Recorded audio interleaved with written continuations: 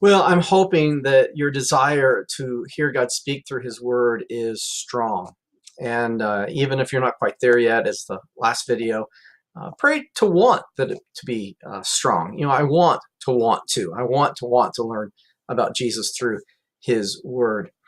And so maybe you've prayed, and maybe you have you have that desire to hear God speak through His Word, but when you kind of look at the Bible, it's like it just doesn't make any sense. Well, one of the challenges is finding a translation that you can understand. The Bible was written in Hebrew and Greek and Aramaic, and so there's been translations all through the years.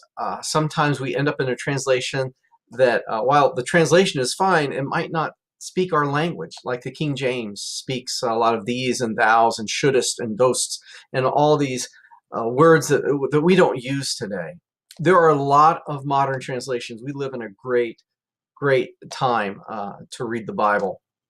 A couple that I will suggest, I suggest to a lot of folks the New Living Translation. It's a readable translation. It's a good translation.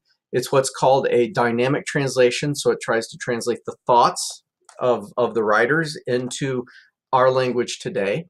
Another translation that some people like is the English Standard Version, or the ESV.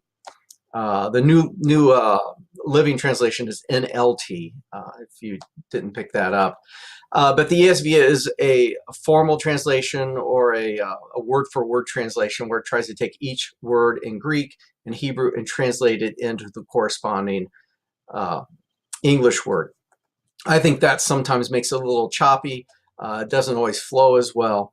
There are a lot of other translations. Some people like the NIV, the New International Version, or the NRSV, the New Revised Standard Version.